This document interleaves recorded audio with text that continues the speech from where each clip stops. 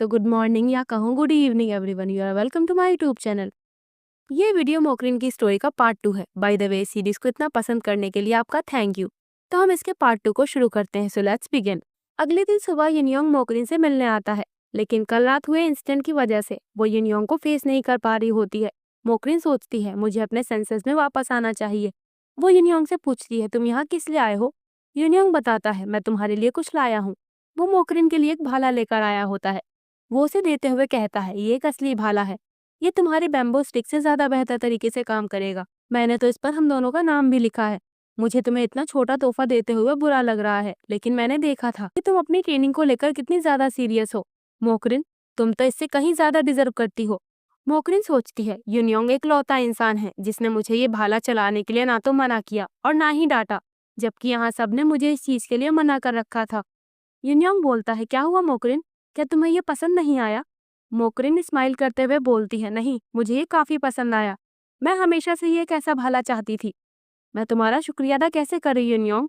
युनयोंग कहता है अगर तुम्हें कभी भी ट्रेनिंग के लिए मदद चाहिए तो तुम मुझे बताना, मैं हमेशा ही तुम्हारे लिए हाजिर रहूंगा। ये सुनकर मोकरिन सोचती है मैं अपने दिल की धड़कनों को महसूस कर सकती हूँ। शायद मुझे ये सरप्राइज पाकर बहुत खुशी महसूस हो रही है।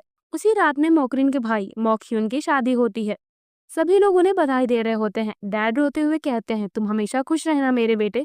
मोकरिन शादी की दावत खाने के लिए बहुत एक्साइटेड होती है। युनयोंग भी उसके बगल में ही बैठा उसे मुस्कुराते हुए देख रहा होता है। मोकरिन पूछती है युनयोंग तुम खाना क्यों नहीं खा रहे। युनयोंग बोलता है तुम्हें इतने मजे से खाना खाता देखना ही मेरे लिए काफी है। ये लो तुम मेरा भी ट्राई करके देखो, ये बेहद टेस्टी है। मोकरिन अपने भाई और भाभी को देखती है। वो दोनों अपने रीति रिवाज निभाते हुए कोई चीज खा रहे होते हैं। मोकरिन सोचती है ये शादी की मिठाई केवल दूल्हा और दुल्हन ही खा सकते हैं, काश मैं भी ये खा पाती। वो बोलती है ये कितना अच्छा होगा। युनयोंग पूछता है क्या मोकरिन। वो कहती है शादी, मुझसे अब इसका और इंतजार नहीं होता। शादी की रात कितनी अच्छी होती है। यहाँ मोकरिन तरह तरह के पकवानों के बारे में बात कर रही होती है जो सिर्फ शादियों में ही सर्व किए जाते हैं। मोकरिन को तरह तरह के पकवान खाना बेहद पसंद है, लेकिन युनयोंग समझता है कि मोकरिन शादी के लिए इंतजार नहीं कर सकती। वो बोलता है हाँ, मैं भी हर दिन इसी के बारे में सोच रहा हूँ। मुझे खुशी है कि तुम मेरी तरह एक्साइटेड हो। उसका चेहरा लाल हो जाता है। वो सोचता है मोकरिन मैं भी पूरी तरह से तैयार हूँ। मोकरिन का भाई मोकह्युन इन दोनों को बात करते हुए देख रहा होता है। अब अगले दिन युनयोंग चिल्लाते हुए मोकरिन को ढूंढ रहा होता है। वो पूरे गांव भर के लोगों से उसका पता पूछ रहा होता है, लेकिन उसे मोकरिन कहीं नहीं मिलती। मोकरिन के लिए उसके ऐसे पागलपन को देखकर डैड मोकह्युन से कहते हैं तुम्हारी शादी के कई दिन हो चुके हैं, लेकिन फिर भी युनयोंग का यहाँ से जाने का कोई इरादा नहीं लगता। वो जिस ओर से गुजरता है वहां पर तबाही मचा देता है। मोकह्युन बोलता है ये एक सीरियस प्रॉब्लम है डैड। ऐसा लगता है कि मोकरिन को युनयोंग के आसपास रहने की आदत हो गई है। डैड परेशान होकर कहते हैं अब इसे और ज्यादा बर्दाश्त नहीं किया जा सकता, हमें जल्द ही कुछ करना होगा। हम अपने प्लान के मुताबिक काम करेंगे। डैड मोकरिन से कहते हैं तुम डेगबॉक के साथ जाओ, वो उस जगह को अच्छे से जानता है। तुम उसके साथ आइलैंड के दूसरे छोर के पास समुद्री किनारे पर जड़ी बूटियां इकट्ठा करना। फिजिशियन मून की तबीयत ठीक नहीं है, तो हमें तुम्हारी मदद चाहिए होगी। वैसे असल में फिजिशियन मून इस प्लान में डैड का साथ दे रहे होते हैं।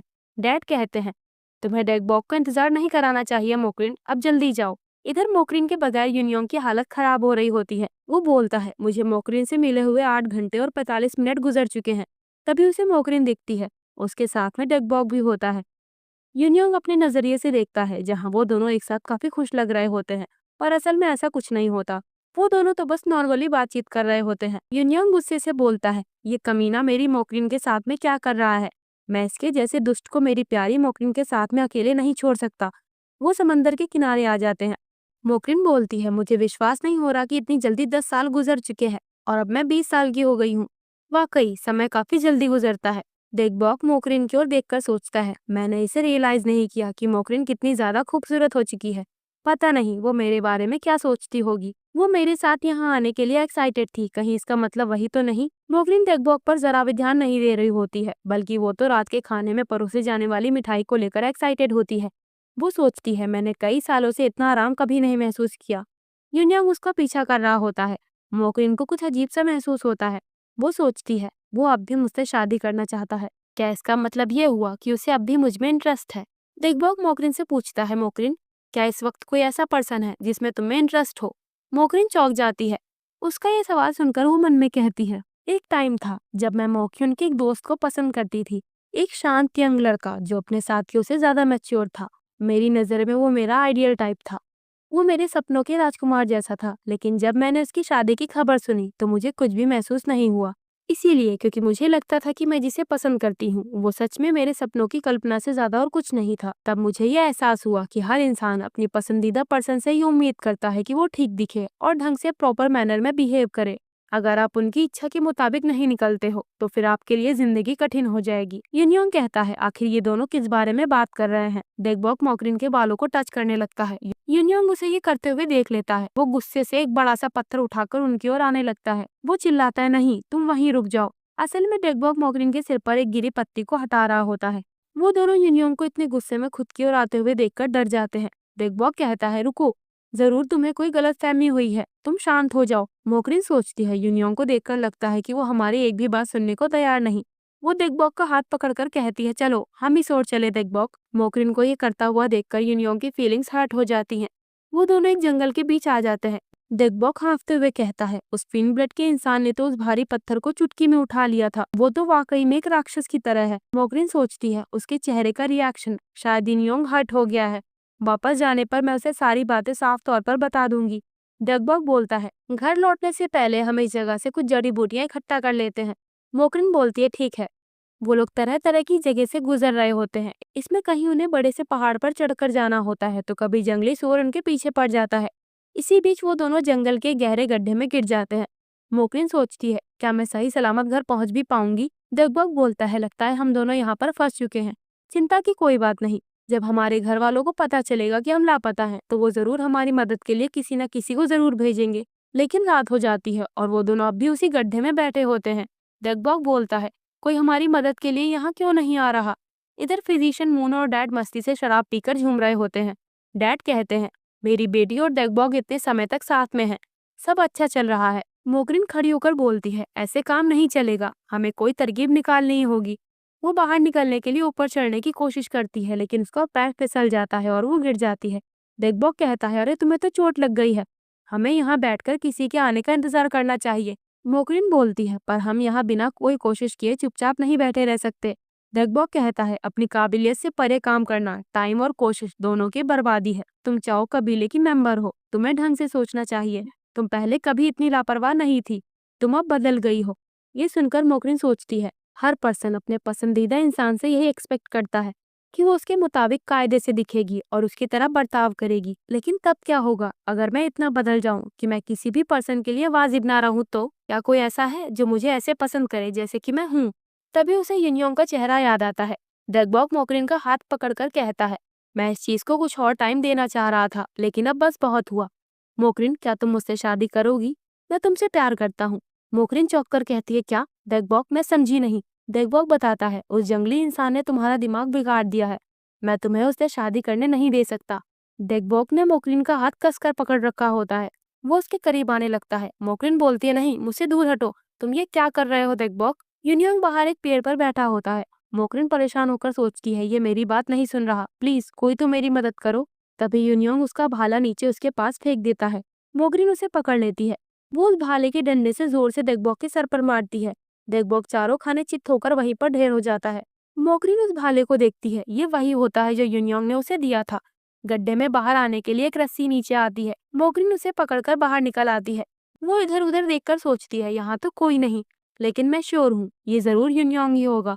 अब कुछ दिनों बाद मोकरिन का जन्मदिन होता है। डैड उसे उसका बर्थडे प्रेजेंट देते हैं।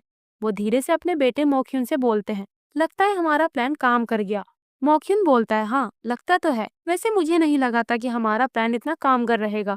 हालांकि डेगबॉग थोड़ा अनकंफर्टेबल लग रहा है। मोकरिन सोचती है, 2 हफ्ते गुजर चुके हैं लेकिन अब भी यूनियोंग का कुछ पता नहीं कि वो कहाँ है। क्या मैंने उसके साथ कुछ गलत कर दिया? वो शांति से बैठकर सोचने लगती है, कहीं ऐसा इसलिए तो नहीं कि मैं बदल गई हूँ। तभी एक पर्सन वहां दौड़ते हुए आता है। वो चिल्लाकर बताता है, सर, हमारे समुद्र के किनारे एक बड़ा सा जहाज आ रहा है। वो सब समंदर के किनारे पहुंचते हैं। डैड शिप को देखकर बोलते हैं, ये भला क्या है? मॉक्यून कहता है, ये फिन ब्लड वाले अब अपना असली रंग दिखा रहे हैं। डैड, ये हम पर हमला करने आए हैं। वो देखिए, वो यूनियोंग है। यूनियोंग शिप पर खड़ा होता है। वो नीचे उतरकर उनके पास आता है। वो सख्त आवाज में बोलता है, अब ये पूरा हुआ। डैड और मॉक्यून अपने हथियार को लेकर तैयार रहते हैं। तभी यूनयोंग स्माइल करते हुए बोलता है, ये देखिए, ये पूरा हो गया। ये शिप मोकरिन के लिए मेरी ओर से बर्थडे प्रेजेंट है। इसको बनाने में जितना मैंने सोचा था उससे कहीं ज्यादा समय लग गया, लेकिन आखिरकार ये पूरा हुआ। आप लोग इस जहाज के नीचे मेरी दिल से जुड़ी हुई विशेष को भी देख सकते हैं, मैंने खुद उसे लिखा है। डैड बोलते हैं, तो ये शिप मोकरिन के लिए गिफ्ट है? यूनयोंग बताता है, हाँ, आप जहाज पर चढ़कर इसके अंदर भी देख सकते हैं डैड। मोकरिन सोचती है, अच्छा, तो क्या यही वजह थी कि ये पिछले कई दिनों से गायब था? यूनयोंग मुझ पर नाराज नहीं था, बल्कि वो तो मेरे लिए प्रेजेंट तैयार करने में बिजी था। यूनयोंग मोकरिन के पास आकर उसे उठा लेता है। वो मुस्कुराकर कहता है, मोकरिन, मेरे साथ चलो। मोकरिन पूछती है, पर कहाँ? यूनयोंग उसे ले जाते हुए डैड से बोलता है, हम सूरज डूबने से पहले वापस आ जाएंगे, अब हमारी चिंता मत कीजिएगा। डैड बोलते हैं, जरा रुको, तुम लोग वापस आओ। वो मोकरिन के साथ में एक छोटी सी नाव पर घूमने आया होता है। मोकरिन को डर लग रहा होता है।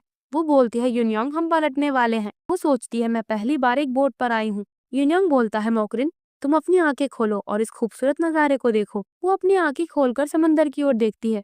मोकरिन कहती है, ये बहुत सुंदर है। वो सोचती है, तो समंदर इस तरह दिखता है। ये उन डरावनी कहानियों से बहुत अलग है जो बड़े लोग हमें सुनाते आ रहे हैं। यूनयोंग इशारा करके बताता है, वो देखो, वहाँ वो पहाड़ दिख रहा है, वो यूनयोंग माउंटेन है। ये मेरे कबीले के गांव के एकदम बीच में है। इसके बगल में सियोनम कबीले का गांव है। वो बड़े अच्छे लोग हैं। मोकरिन सोचती है, इससे पहले किसी ने मुझे हमारे आइलैंड से परे दुनिया के बारे में कुछ नहीं बताया था। ये बेहद दिलचस्प है। यूनयोंग कहता है, मैं तुम्हें इस तरह खूबसूरत दुनिया दिखाने के बारे में काफी दिनों से प्लान कर रहा था। हैप्पी बर्थडे मोकरिन। तभी अचानक उनकी बोट डगमगाने लगती है। मोकरिन यूनियन के पास चली जाती है। वो सोचती है, क्या ये वही पल है? तभी एक मछली उन पर हमला करने चलती है। यूनियन उसे पंच मारकर दूर गिरा देता है। मोकरिन सोचती है, क्या मैं उसे चूमने की कोशिश कर रही थी? उनकी बोट को चारों ओर से मछलियों ने घेर रखा होता है। यूनियन कहता है, ये खतरनाक प्राणी, समंदर के इस हिस्से में ये लोग नहीं होते थे। पर तभी एक मछली मोकरिन के ऊपर हमला कर देती है। यूनियन उसे भगा देता है। दूसरी मछली उसके स्कर्ट का एक हिस्सा फाड़ देती है। यूनियन उसे मुक्का मारकर बोलता है, तुम्हारी हिम्मत भी कैसे हुई मेरी मोकरिन पर हमला करने की? वो जोश में आकर सारी मछलियों को पीटने लगता है। मोकरिन मन में कहती है, वैसे मुझे इन मछलियों के लिए बुरा लग रहा है। यूनियन एक मछली को पकड़कर बोलता है, अब बस तुम ही आखिरी हो। मोकरिन उस मछली को देखकर सोचती है, ये तो पहले वाली मछली है। वो बोलती है, यूनियन, तुम पहले ही इससे निपट चुके हो, तुम्हारे पीछे से एक और मछली आ रही है, जरा संभल कर। वो अचानक यूनियन के आगे जाकर उस मछली को अपने भाले से खत्म कर देती है। यूनियन उसके पास जाकर उसे चूम लेता है। मोकरिन थोड़ा कंफ्यूज हो जाती है। वो कहती है, तुम अचानक? यूनियन बताता है, जब तुम मछली के सामने आ गई तो मुझे डर लगा कि कहीं मैं तुम्हें खो ना दूं। मैं इस ख्याल को बर्दाश्त नहीं कर पाया। वैसे अचानक इसके लिए तुम मुझे माफ करना, लेकिन क्या मैं ये दोबारा कर सकता हूँ? मोकरिन थोड़ा हिचकिचाती है। वो कहती है, अच्छा ठीक है। इधर डैड मोकरिन से कहते हैं, अब तक उसे वापस आ जाना चाहिए था। मोकरिन बोलता है, डैड, कहीं बाहर समुद्र के पार ऐसे दूसरे कबीले भी होंगे जो इन जैसे लोगों को कुचल देना चाहते होंगे। हमें उनकी मदद लेकर इसके कबीले का सफाया कर देना चाहिए। डैड कहते हैं, मोकरिन, अपने खातिर दूसरों की आज़ादी छीनना, ये ना तो सच्ची ताकत है और ना ही सच्ची आज़ादी। मोकरिन बोलता है, लेकिन डैड, समंदर की ओर से आवाज आती है, हम वापस आ गए। यूनियन धीरे से मोकरिन को नाव से उतार रहा होता है। वो उस मछली को उठाकर बोलता है, ये देखिए, मोकरिन ने मेरी जान बचाने के लिए एक आदमखोर मछली से लड़ाई की और उसे मार डाला। गांव के सभी लोग ये सुनकर सरप्राइज हो जाते हैं। यूनियन मोकरिन के नाम का नारा लगाने लगता है। डैड उन्हें एक साथ देखकर बोलते हैं, शायद हम ये नहीं देख पा रहे थे, मोकरिन हम सभी लोगों में से सबसे ज्यादा बहादुर है। दिन रात में खाना खाते समय डैड सोच रहे होते हैं, मैं जानता हूँ मोकरिन किस बात को लेकर परेशान है, पर हमें सबसे समझदारी भरा कदम उठाना होगा। उसी वक्त यूनियन झटके से वहां आ जाता है। डैड चौंक जाते हैं। वो कहते हैं, क्या हुआ? वो उनके पास आने लगता है। डैड घबरा कर कहते हैं, चलो हम शांति से बात करते हैं, खून खराबा करने की कोई जरूरत नहीं। यूनियन बोलता है, डैड, मैं आपकी बेटी से हमारे तय किए गए टाइम से पहले शादी करने की परमिशन चाहता हूँ। डैड सोचते हैं, क्या वाकई ये बात करने का भला ये सही टाइम है? वो बोलते हैं, क्या इस बारे में तुमने मोकरिन से बात की? यूनियन भोला सा फेस बनाकर कहता है, नहीं तो। डैड बोलते हैं, तो फिर मैं तुम्हें इसकी परमिशन नहीं दे सकता। ये शादी तुम्हारे और मोकरिन के बीच है, इसीलिए तुम्हें पहले उसकी सहमति मांगनी चाहिए, मेरी नहीं। डैड सोचते हैं, अगर मोकरिन ने अभी इसके बारे में कुछ नहीं सुना तो इसका मतलब यह है कि अब भी हमारे पास समय है। वो कुछ कहने चलते हैं, तभी यूनियन वहां से जाते हुए कहता है, मैं समझ गया, मुझे शादी के लिए केवल मोकरिन की सहमति लेनी है ना? मैं ज्यादा देर तक इंतजार नहीं करूंगा। डैड उसे रोकते हुए कहते हैं, जरा रुको लड़के, पहले तुम मेरी बात पूरी सुनो तो। यूनियन कहता है, आखिरकार अब हम दोनों हस्बैंड वाइफ बन जाएंगे। बाहर जोरों की बारिश हो रही होती है। मोकरिन वहीं खड़ा यूनियन को देख रहा होता है। यूनियन मोकरिन के कमरे के बाहर खड़ा होकर सोचता है, इतने लंबे टाइम के बाद अब मैं उससे शादी कर पाऊंगा। मोकरिन के साथ मेरा पहला नजर वाला प्यार नहीं था, बल्कि वो तो मेरा पहला सच्चा प्यार था। यहाँ तक कि उन 4 सालों की मुश्किल ट्रेनिंग के बावजूद वो मेरे लिए एक वेलकमिंग ट्रेनिंग थी, जिसने मोकरिन के लिए एक बेहतर जोड़ीदार बनने के तौर पर मुझे विकसित होने में मदद की। मुझे उस पर शक नहीं, मुझे पता है वो भी मेरे लिए ऐसी ही फीलिंग्स रखती होगी। वो उसके कमरे के अंदर आता है, पर वहाँ कोई नहीं होता। यूनियन कमरे की छानबीन करता है, ड्रम को खोलकर देखता है और छोटे छोटे कोनों में भी तलाशता है, लेकिन मोकरिन वहाँ नहीं होती। वो आँ भर कर बोलता है, इस भारी बारिश में वो बाहर क्या कर रही होगी? हाँ, हमें साथ में बैठकर अपनी शादी के बारे में डिस्कस करना है, अब ज्यादा वक्त नहीं बचा है। वो आखिर है कहाँ?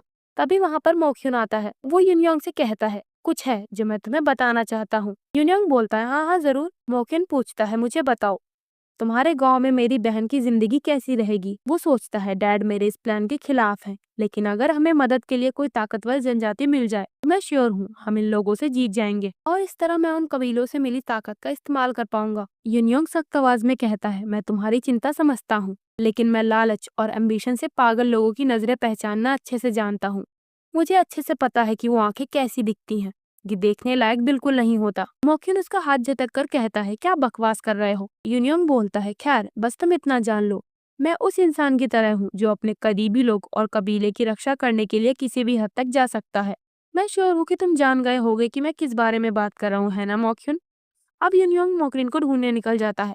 वो सोचता है, वो मुझे पूरे गांव में नहीं मिल रही, आखिर वो गई कहाँ है? उसे वहां पर उसके भाले का एक टुकड़ा पड़ा मिलता है। वो उसे उठाकर बोलता है, ये तो मोकरिन का भाला है जो मैंने उसे दिया था। क्या उसके साथ कुछ बुरा हुआ है? वैसे मोकरिन गांव में एक लोहार की दुकान पर बैठी होती है।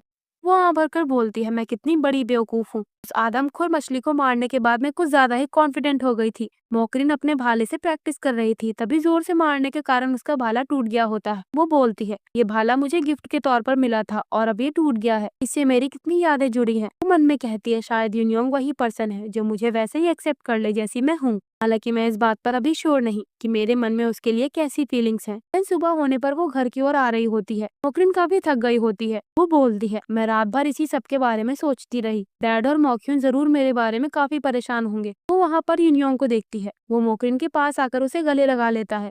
मोकरिन पूछती है, यूनियोंग क्या हुआ? यूनियोंग बताता है, मोकरिन मैं सारी रात तुम्हें ही ढूंढता रहा। तभी वो अचानक बेहोश होकर गिर जाता है। मोकरिन उसका फेस छूकर बोलती है, तुम्हारा बदन तो बुखार में तप रहा है।